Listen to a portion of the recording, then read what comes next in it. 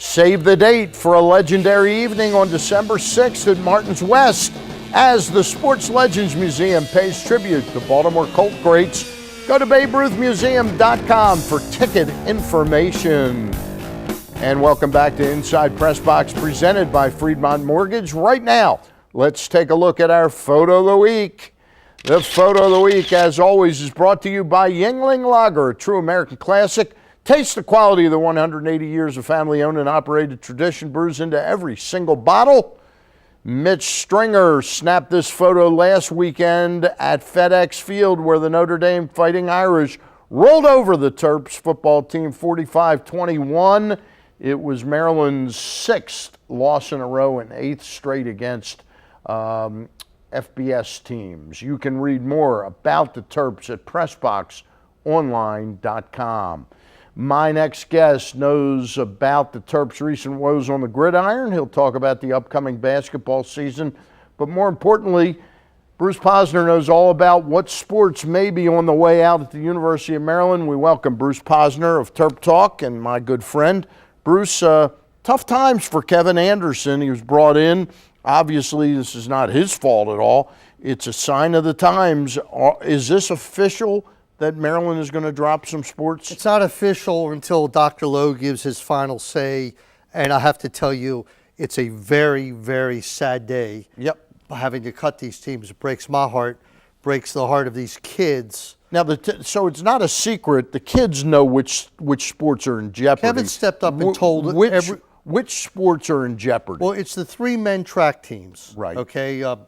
Indoor and outdoor and cross country, and also men's tennis and water polo for the women. And swimming? Swimming and diving, men and women. Right. And acrobatics and tumbling, which was the old competitive cheer. Okay. So it's 8 teams. But, you know, and we not smirk about it, but they're not the sports that are the revenue producers. But these kids that are playing these sports, these coaches that are involved, it's their life. It is. And the kids, if you have a kid who plays one of these sports, you know that your kid spends as much time. He has dedicated his life to swimming or diving or track and field. Right. And, certainly their hearts are broken. They love Maryland as much as Danny O'Brien or Sean Mosley does. And what can you say? Is the one good news thing, I guess if a school is dropping a sport, you do not have to sit out if you transfer.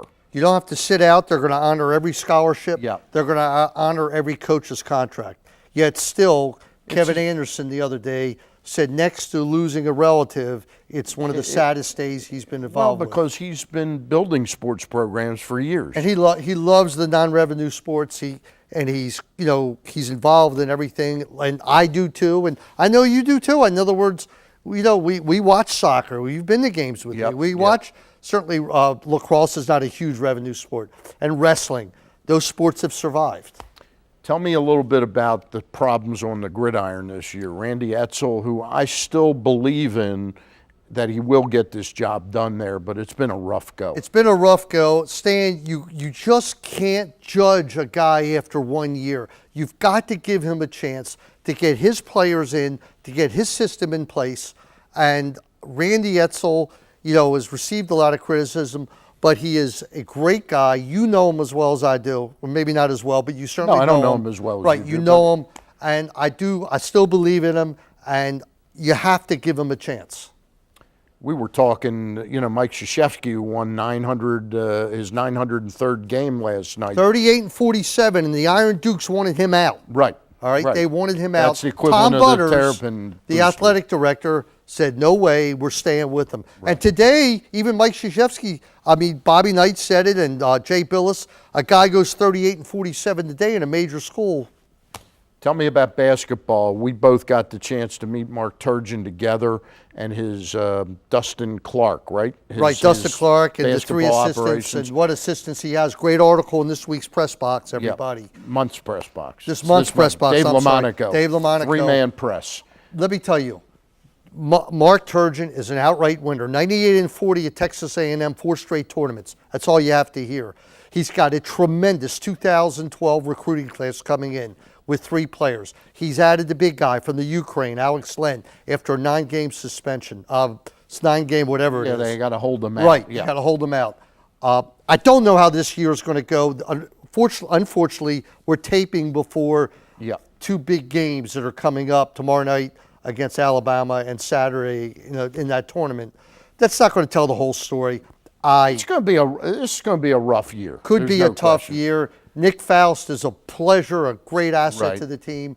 And Turgeon is just a flat-out great coach. I just have a feeling that Sean Mosley is going to step up and be His a shot little looks- bit better. His Yeah. shot looks a lot better. Mark has thrown a lot of responsibility onto him. He's a solo captain. And Sean's Mr. Baltimore, a great kid. I got about 30 seconds. Will there be an NBA season this year? I know you're dying. Well, I'm not dying. I love the NBA. You know what? I do believe there'll be a season. It will be a very abbreviated season, maybe not even worth playing. But Yep. you know what? And I wouldn't bet my life on it. All right. Bruce, always a pleasure, My man. pleasure. The Terp Talk guy and the sports maven over on ESPN Radio. And we thank him for coming in. PressBox and the Sports Boosters of Maryland have teamed up with the Zolit Lennet Group of Smith Barney Financial Advisors to present Shoes for Grades, awarding free athletic shoes to high school students who improve their grades by a full letter. Go to PressBoxOnline.com now for more information.